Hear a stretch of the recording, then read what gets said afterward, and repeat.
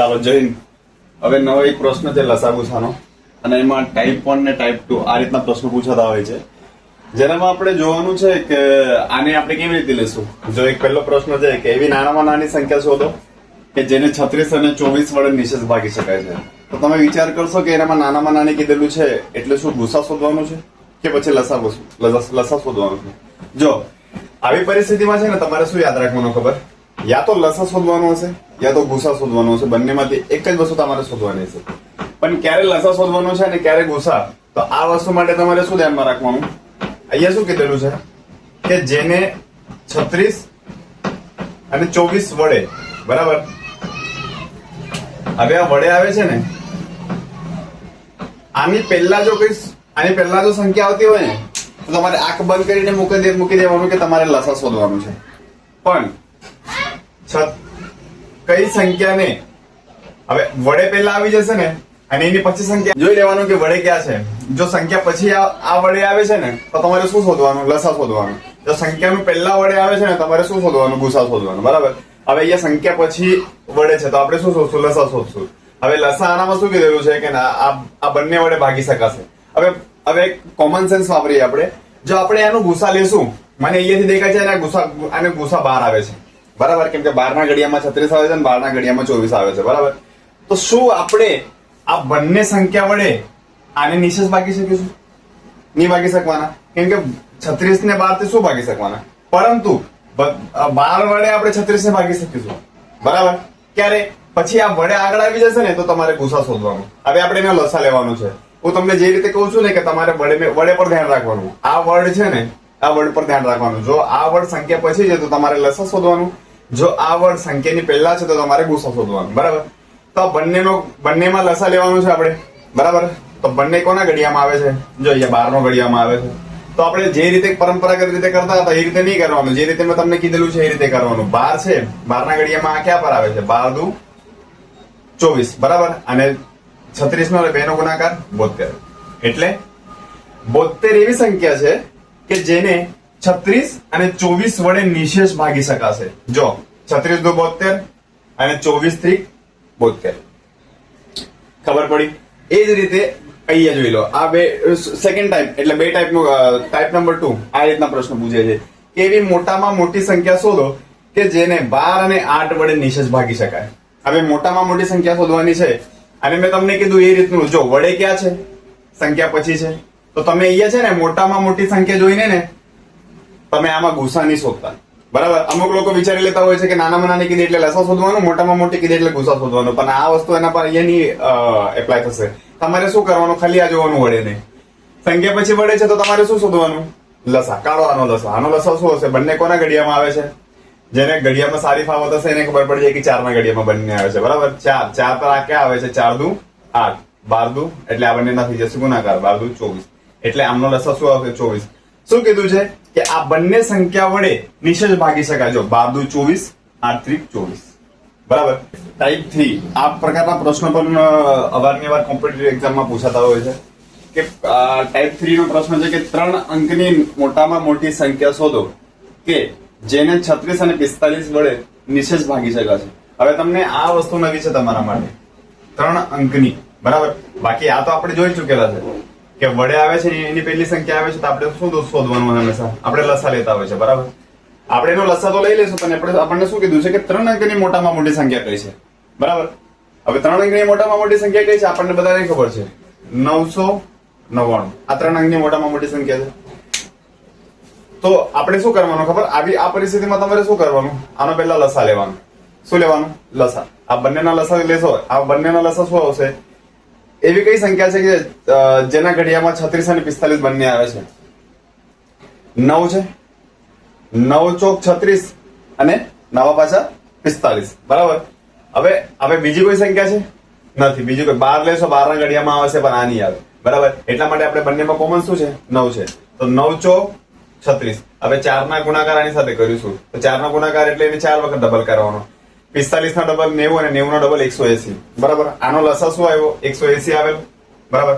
હવે 180 ને શું કરવાનું ખબર? 180 ને છે ને આને 180 વડે ભાગવાનું, બરાબર. અને એને શું કીધેલું છે? પ્રશ્ન બરાબર વાંચો. 3 અંકની મોટામાં મોટી સંખ્યા શોધો કે જેને 36 અને 45 વડે નિશેષ ભાગી શકાય છે. તો 3 અંકની સંખ્યા આપણને નીચે મળશે જો આ 3 અંકની સૌથી મોટામાં મોટી સંખ્યા છે, બરાબર. પરંતુ આને 180 વડે ભાગી શકાશે નથી. તો 180 થી આને ભાગો તો શું જવાબ આવે છે એ આપણે જોઈએ. જો 18 છે, 0 ને મૂકી દો. 18 આપણે જોઈએ. 18 પંચા 90. આ 0 આ બાજુ આવી જશે. ખબર પડી મેં શું કર્યું? 18 થી ભાગ ચલાવ્યો, બરાબર. 18 પંચા 90 અને આ 0 અહીંયા આવી ગયો, બરાબર. હવે એની બાદબાકી કરીશું તો 999 માંથી 900 જાય તો 99, બરાબર. હવે શું કરવાનું ખબર? હવે આ જે સંખ્યા છે ને, આ સંખ્યામાંથી 900 હવે 900 ને ભાગ 180 થી 999 ને ભાગ દી ચાલે, બરાબર. તો તમે બધા જોઈ શકો છો કે 900 છે ને, 900 એ સૌથી નાનામાં નાની સંખ્યા છે કે જેને 36 અને 45 વડે નિશેષ ભાગી શકાશે. જો 36 થી આપણે ભાગ ચલાવીશું તો 36 નું 72 થાય છે, બરાબર. 72 જશે, 90 માંથી 72 જાય તો 18 અને 36 ચોક 180 આવી ગયું. 45 છે, 45 ને આપણે નિશેષ ભાગી શકીએ છીએ. 45 2 90 અને પેલો 0 એટલે કે 90 થી આપણે એને ભાગ ચાલે છે. તો 90 એક એવી 3 અંકની નાનામાં નાની સંખ્યા છે, સોરી મોટામાં મોટી સંખ્યા છે કે જેને 36 અને 45 વડે નિશેષ ભાગી શકાય છે. જો તમને મારું સમજાવેલું ખબર પડતી હોય તો કમેન્ટમાં જરૂરથી કહેજો. હવે બીજો પ્રશ્ન છે કે 4 અંકની નાનામાં નાની સંખ્યા શોધો કે જેને 36 અને 45 વડે નિશેષ ભાગી શકાય છે, બરાબર. હવે 4 અંકની નાનામાં નાની સંખ્યા કઈ છે? સોરી 4 અંકની નાનામાં નાની સંખ્યા કઈ છે? આપણે બધાને ખબર છે. જે રીતે આપણે અહીંયા 3 અંકની મોટામાં મોટી સંખ્યા શોધી એ જ રીતે 4 અંકની નાનામાં નાની સંખ્યા આપણને બધાને ખબર છે. 1 2 અને 3 એટલે કે 1000. 4 અંકની સૌથી નાનામાં નાની સંખ્યા છે અને આપણને શું કીધું છે કે જેને 36 અને 45 વડે નિશેષ ભાગી શકાય છે. મેં તમને પહેલા જ કહી ચૂકેલું છું, આપણે એક જ વસ્તુ પર વળગી રહેવાનું છે કે વડે આવ્યું અને એની પહેલા સંખ્યા આવી તો આપણે એને શું કરીશું? આપણે એનો લસા કાઢીશું. હવે 36 અને 45 નો લસા જો 36 અને 45 નો લસા આપણે પહેલા જ કાઢી ચૂકેલા છે. 36 અને 45 નો લસા શું આવે છે? 180 આવે છે. તો આપણે શું કરીશું? 180 ને 180 વડે 1000 ને ભાગ ચલાવીશું. હવે આ ભાગ તમારે ચલાવવાનું છે અને આનો જવાબ તમારે કમેન્ટમાં આપવાનો છે. હવે છે ને લસાગુસામાં ટાઈપ 4 પર આપણે પૂછ્યા છે, જેમાં શેષ વાળા પ્રશ્નોની વાત છે. હવે એવો પ્રશ્ન છે ને અવારનવાર એક્ઝામમાં પૂછાતો હોય છે અને વિદ્યાર્થીઓ એનામાં કન્ફ્યુઝ થઈ જતા હોય છે કે એવી પ્રશ્ન એવો છે કે એવી નાનામાં નાની સંખ્યા શોધો કે જેને 18, 24 ને 48 વડે ભાગતા દરેક વખતે 11 શેષ વધે છે. તો આનામાં આપણે શું કરવાનું? એ બહુ બધાને એનામાં આઈડિયા નથી હોતી, બરાબર. તો આપણે શું કરવાનું ખબર? આપણે આપણી મેથડ છે, આપણે જે મેથડથી આપણે લસાગુસા જોઈએ છે ને એ રીતનું જ કરવાનું છે. જો અહીંયા વડે આપેલું છે તો આપણા મગજમાં આવી જવું જોઈએ કે હા ભાઈ સંખ્યા પછી વડે આવે છે ને એટલે આનું આપણે શું લેવાનું છે? લસા લેવાનું છે, બરાબર. લસા લેવાનું છે. તો હવે 18, 24 અને 48 નો લસા લો તો આપણે હંમેશા એ જ વસ્તુ કરતા હોય છે કે જોતા હોય છે કે લસા એટલે શું છે? ગુણક છે, બરાબર. અને મોટો ગુણક લીધો એટલે નાનો ગુણક નો કોઈ મતલબ નથી હોતું. હવે અહીંયા છે ને 18, 24 ને 48 આનામાંથી જોઈ લઈએ કે કયો એકબીજામાં કોઈ ગુણક આવે છે એટલે એકબીજાનું મલ્ટીપલ છે કે એકબીજાનો ઘડિયામાં કોઈ આવે છે. તો 24 અને 48 આ બંનેને આપણે દેખાય છે કે 24 ને આપણે ઘડિયા બોલીશું તો 2 નંબર પર 48 આવે છે. એટલા માટે આ નાનો ગુણકનો કોઈ મતલબ નથી. નાના ગુણકને આપણે ઉડાડી દીધું. હવે આપણી જોડે શું બચે છે? 18 અને 48, બરાબર. આ બંનેને ચેક કરવાનું કે કયા કોના ઘડિયામાં આવે છે, બરાબર. તો આ 6 ના ઘડિયામાં આવે છે અને આ પણ 6 ના ઘડિયામાં આવે છે, બરાબર. તો આપણે એનું લસા લેવા માટે 6 નો ઘડિયો બોલવો પડશે અને 6 નું ઘડિયા બોલીશું તો 6 ત્રિક 48 થાય છે, બરાબર. અને જે એનો ભાગફળ મળે છે ને બસ આને છે ને બીજી જે સંખ્યા છે એની સાથે ગુણી દેવો તો આપણે લસા મળી જતો હોય છે. તો 48 ને આપણે 3 સાથે 48 ને 3 સાથે ગુણીશું આપણે તો 48 ગુણ્યા 3, બરાબર. આ ત્રિક 24 એટલે કે બધી પડી 2, 3 ચોક 12 ને 2 14 એટલે આ તમારો શું મળી ગયો? લસા મળી ગયો. અને એક ખાસ વસ્તુ જે તમારે ધ્યાનમાં રાખવાની છે, તમને પૂછે છે કે દરેક વખતે 11 શેષ વધે છે. શું પૂછે છે કે દરેક વખતે 11 શેષ વધે છે? આવું જયારે પૂછે ને તો જે મળે છે ને લસા એનામાં 11 પ્લસ કરી દેવાના. બસ આવી ગઈ તમારી પહેલી સંખ્યા 155. 155 એક એવી સંખ્યા છે કે જયારે તમે 18 થી એને ભાગ ચલાવીશું ને તો હંમેશા 11 શેષ વધશે. 155 એવી સંખ્યા છે જયારે તમે એને 24 થી ભાગ ચલાવીશું ને તો હંમેશા 11 વધશે. 155 એ એવી સંખ્યા છે કે જેને 48 થી ભાગશો તો 11 શેષ વધશે, બરાબર. હવે છે ને એક ખોટી સંખ્યા શોધો એવો પ્રશ્ન હોય છે, એને આપણે છે ને ટાઈપ 5 કહી શકીએ છીએ, બરાબર. એમાં આ રીતનો પ્રશ્ન હોય છે કે બે સંખ્યાના લસા 70 છે એનો ગુસો 11 હોય. જો એક સંખ્યા 275 હોય તો બીજી સંખ્યા શોધો. આવો પ્રશ્ન પૂછાય જ છે ને એને આપણે છે ને એક સૂત્રથી કરતા હોય છે કે એનું સૂત્ર એવી રીતે છે કે ભાઈ લસા ગુણ્યા ગુસા બરાબર અને એક સંખ્યા ગુણ્યા બીજી સંખ્યા બરાબર. તો આપણે લસા લખી દઈએ. લસા કેટલો છે 700, ગુસા 11, એક સંખ્યા કેટલી છે 275 અને આપણે ફાઇન્ડ શું કરવાનું છે બીજી સંખ્યા ફાઇન્ડ કરવાની છે. બસ ઉડાડતા જાઓ સંખ્યા મળતી જશે. હવે તમને બધાને ખબર છે કે 11 થી આપણે ભાગ ચલાવીએ. ચાલો 11 દુ 22, 2 વધે છે સોરી 5 વધે છે એટલે 55, 11 55 બરાબર. હવે 25 થી આને ભાગ ચલાવીશું તો મને તમને એક વસ્તુ શીખવાડવાની છે કે 25 છે ને 25 છે ને 100 માં છે ને 4 25 હોય છે. જો 100 માં 4 25 છે તો મને કહો કે 700 માં કેટલા 25 હશે કમેન્ટમાં આપજો.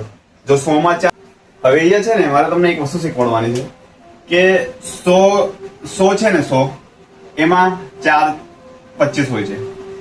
100 માં 25 ની સંખ્યા 4 છે તો 27 માં કેટલા 25 હશે.